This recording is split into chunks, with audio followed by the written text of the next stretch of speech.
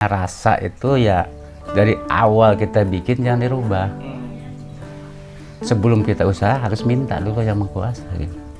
Kalau saya ya dari anak kecil, sekarang udah punya anak, tetap langganan ke kita gitu.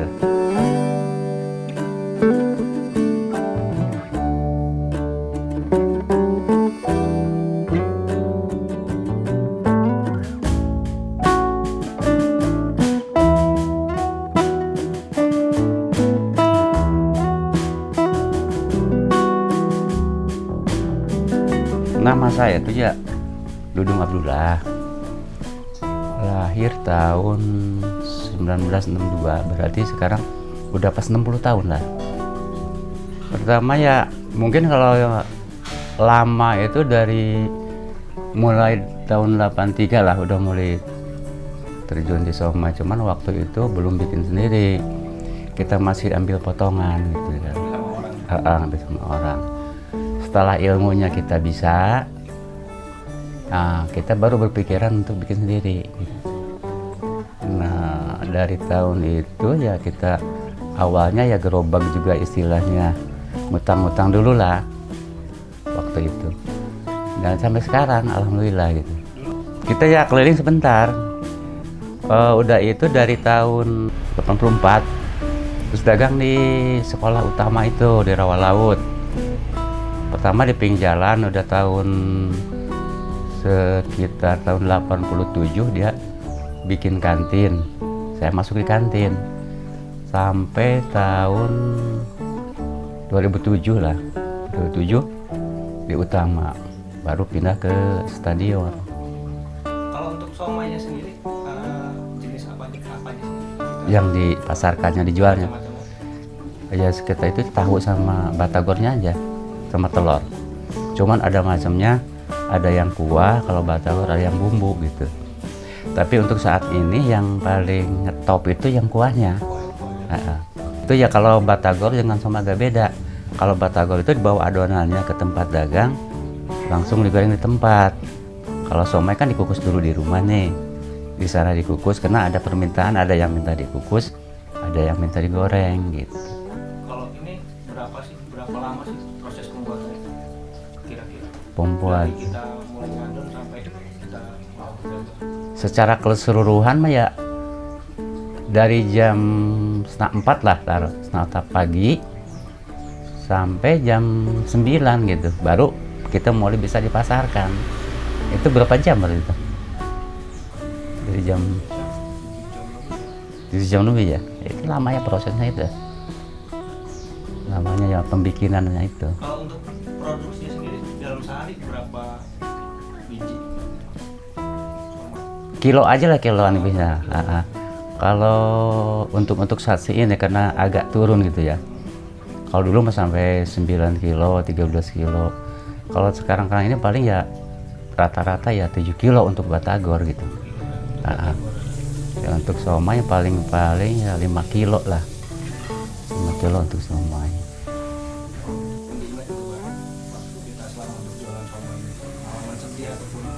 Ya kalau waktu keliling mah ya pengalaman yang sedihnya itulah kalau kita keliling kena hujan, udah somai nggak laku.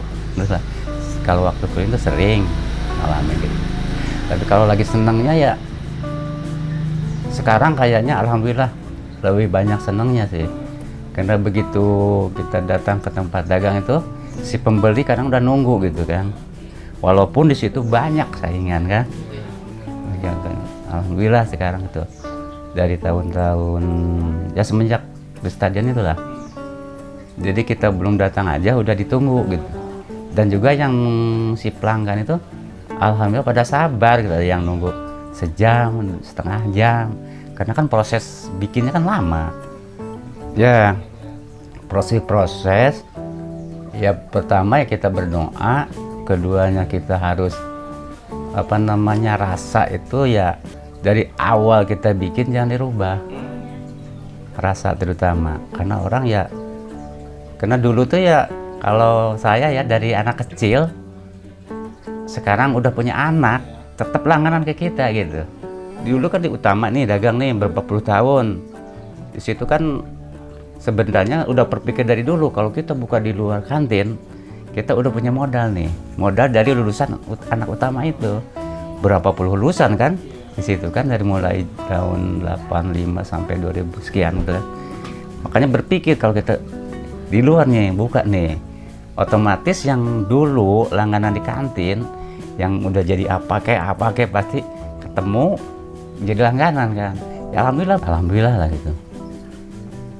Terus yang terutama yang sekarang karena musim digital ini ya ketolong juga dari GoFood kan. Dulu kan nggak ada GoFood, jadi pemasukan kita alhamdulillah gitu ada dari, walaupun kita nggak nabung secara langsung, karena dengan adanya GoFood, GoPay itu kan kita seolah nabung gitu, tapi nggak kerasa nabung gitu. Itu mungkin keuntungannya di zaman digital ini, walaupun kita nggak paham. Iya, cuma sebenarnya kita nggak paham, cuman ya anak-anak itulah yang alhamdulillah gitu karyawannya ngerti gitu. Jadi sama-sama untuk memajukan usaha walaupun usaha kecil gitu. Gimana caranya? Kalau dulu sempet yang nggak laku sama sekali pernah? Kalau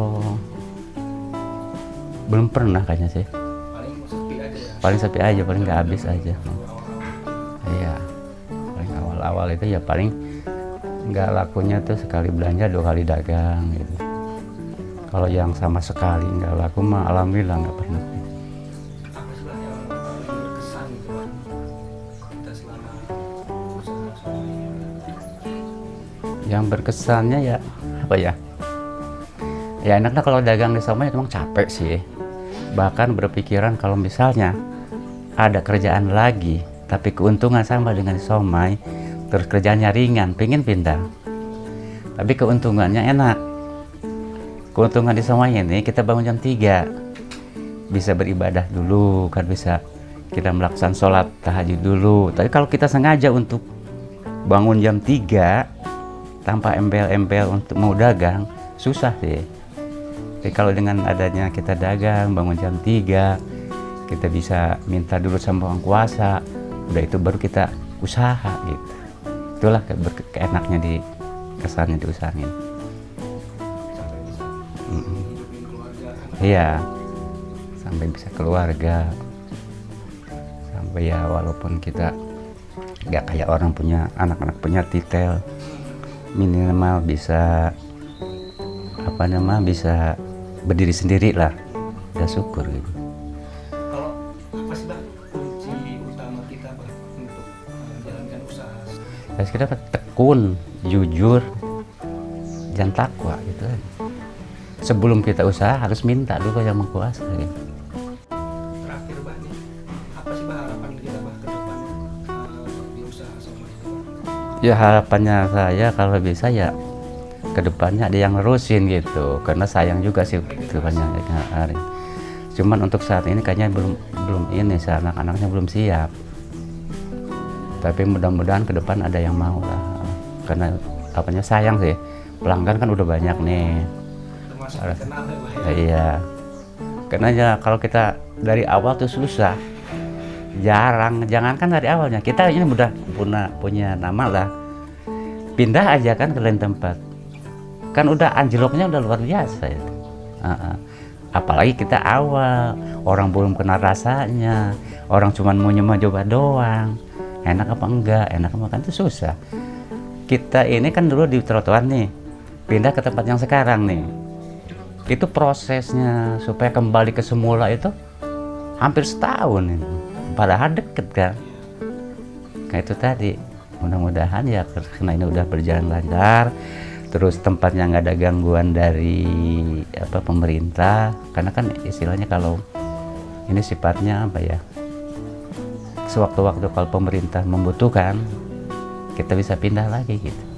Cuman mudah-mudahan jangan dibutuhkan lah sama pemerintah.